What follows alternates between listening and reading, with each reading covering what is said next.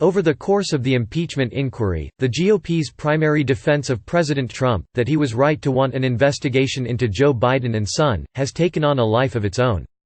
For months, the president's advocates have alleged that Biden, as vice president, corruptly endeavored to protect his son Hunter's business dealings in Ukraine, meaning that Trump's push for Ukrainian President Volodymyr Zelensky to open an investigation would have been not self-serving but justified. The Bidens have denied wrongdoing. Now, with the Senate on the eve of a vote to acquit Trump on charges that he abused his power by withholding U.S. aid to Ukraine to secure that investigation, the Biden corruption counter case has transformed into a core concern for the president's base of supporters, many of whom now want to see the GOP-controlled Senate use its power to get to the bottom of it when the impeachment trial is over.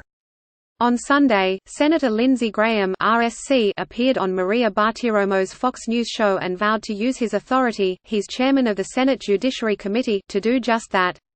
"You should expect us to do this," Graham told her viewers. "If we don't do it, we're letting you down." Bartiromo agreed. "They want accountability," she told Graham. "For 3 years, this country has been in hysterics over collusion that never existed. We'll be watching." The warning was clear as could be. The problem, however, is that on Capitol Hill, the appetite for a sweeping probe into the Bidens and Burisma appears limited, even among staunch defenders of the president. "I think we should all hold hands in a big circle, sing Kumbaya, and quit all the stupid investigations," said Senator Rand Paul (RKY) as he left the Senate floor on Monday. "We can do these endless recriminations forever and ever if we want. I think people are tired of the damn impeachment. Why can't we start talking about some things we could do to help the country, you know?" Others evinced a similar desire to move on. Senator James Lankford (ROK) told the Daily Beast GOP senators have legitimate questions about the Biden and Ukraine matter. "I don't think," Lankford added, "there should be a tremendous, long-term protracted something unless something is there." There also appears to be limited interest in a Senate investigation into the whistleblower complaint that sparked the impeachment inquiry, another core concern for the president's base. The path ahead for the Senate GOP, then, is fraught. After a hard-won fight to defeat Trump's impeachment, they will have to balance ramped-up pressure from an aggrieved GOP base, hungry for revenge, with weary senators' desire to leave everything Ukraine behind. Graham isn't totally alone in pushing for Biden investigations, however. Senator Ted Cruz (RTX) told reporters on Monday that he also wants to see Senate committees take them up once the impeachment trial has concluded. "I will confess, prior to the impeachment trial I did not know the full scope of the evidence of potential corruption concerning Joe Biden," said Cruz. "But the reason the president was particularly justified in asking for this investigation is, if you have corruption that goes to the very highest levels of government, that is a serious public concern." Cruz said he understood colleagues' reservations about continuing to probe. "There's no doubt we're in the middle of an election, and the American people should decide," he said. "But I can tell you, people are deeply frustrated because there doesn't seem to be any accountability for corruption, or criminal misdeeds." The evidence of potential wrongdoing or criminality, however, is thin. It relies heavily on the shady imagery of Biden's son serving on the board of Burisma, a company connected to Ukrainian figures with histories of corruption, while his father served as Vice President of the United States. Republicans have pointed to contemporaneous emails sent to the State Department by Chris Hines, stepson of former Secretary of State John Kerry and a one-time Hunter Biden business partner, relaying concern at the arrangement. The younger Biden has since acknowledged it was poor judgment to get involved in Ukraine. As VP, Biden was a point person for the Obama administration on Russia and Eastern Europe issues, and in 2015, he pushed for the firing of a Ukrainian prosecutor, Viktor Shokin, even threatening to withhold U.S. aid until Shokin was gone.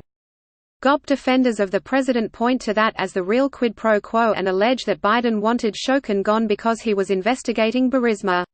But Ukrainian officials have said that the investigation was dormant at the time, and what's more, a broad spectrum of U.S. and international officials, including Biden, were explicit about wanting Shokin gone because he was not seen as sufficiently anti-corruption. During the Senate trial, the president's defense team spent hours airing the Biden allegations. Some lawmakers, like Senator Joni Ernst (REA), publicly speculated that they were actively damaging to Biden's reputation and hurting his standing in the Democratic presidential primary. And Senator Rick Scott (RFL) took the step of running TV ads in the early caucus state of Iowa in which he declared that Biden got away with it. To Democrats, who have argued that the trial provided the Biden smearing spectacle that Trump wanted all along, the idea that congressional Republicans would move to investigate this further is farcical. If they want to deepen the view they have participated in a sham, said Senator Tim Kaine, DVA, they're welcome to. Several Senate committees could carry out Biden-related investigations. Graham's Judiciary Committee could look into it, as could the Senate Foreign Relations Committee, which is chaired by Senator James Risch, RID. Indeed, during his interview with Bartiromo, Graham made a personal appeal to Risch. Jim, if you're watching the show, I hope you are, we need to call the Chief of Staff to John Kerry, who was told about the conflict of interest with Hunter Biden being on Burisma's board early on. A spokesperson for Risch said that the chairman hadn't seen the interview and isn't commenting on any investigations at this time. A member of the Foreign Relations Committee, Senator Marco Rubio (RFL), quipped his panel would probably have to fight Lindsey Graham for jurisdiction. But he ultimately expressed a mainstream view among the Senate GOP. I don't think there can be any doubt that the arrangement that Vice President Biden's son had is one that, under any other circumstances, people would ask questions about. Rubio told the Daily Beast. Our ongoing concern, he added, should be whether we are sending a lot of money to a country that has serious corruption problems. On the other avenue of investigation that Trump and his supporters are craving, the whistleblower who they believed acted to deliberately undermine his presidency, progress appears unlikely. Graham said that the chair of the Senate Intelligence Committee, Senator Richard Burr (RNC), would be moving shortly to have the whistleblower appear for testimony. But Graham, according to a knowledgeable Senate Intelligence Committee source, misrepresented the panel's intentions toward the Ukraine whistleblower. According to this source, there has been internal talk about inviting testimony from the whistleblower, a CIA official. But the focus of that testimony won't be Ukraine or Trump. It'll be strengthening whistleblower protections across the intelligence agencies, something the right-wing campaign to out the whistleblower has jeopardized. Such testimony is unlikely to happen in the near future. The committee is in something of a holding pattern until the panel can guarantee his or her safety, which has been the issue up till now, the knowledgeable committee source said. When asked if his committee would be moving to hear testimony from the whistleblower, Burr told reporters simply, "We're investigating the whole whistleblower process." Even Paul, who has sought to draw attention to the whistleblower, even attempting to read aloud the name of someone alleged in conservative media to be that person, declined to urge Burr to investigate it further, simply saying the committee would have to decide. If anything, Paul declared that it would be Democrats who would most aggressively take up the mantle of post-acquittal investigations, predicting that House Democrats would move to subpoena former National Security Advisor John Bolton within days. They're the ones, Paul said, that aren't going to let go of it. With additional reporting from Spencer Ackerman. The Iowa caucus system is one of those ideas that seems sort of charming if you think about it for 5 minutes, a bunch of neighbors getting together in America's most literate state, the one that gave us Gene Seberg and the Music Man, and utterly insane if you think about it for 10 minutes. No secret ballots so you're standing across from your boss when you vote, no early voting and doors close at 7 p.m. so if you stop for gas your vote doesn't count, all in a state that doesn't remotely resemble the American electorate as a whole.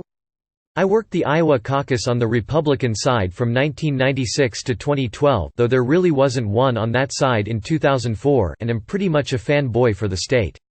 I've ridden my bike across it in the yearly Ragbray. I did it with my best friend from Des Moines and instead of taking a week we rode straight through in 24 hours and forgive the obnoxious brag but it was my pal's idea and he was later killed in the bike race across America and I miss the guy. I've followed Senator Chuck Grassley around with a camera on his yearly visit to all 99 counties and at various points it seems like half of my friends were Iowa Writer Workshop veterans.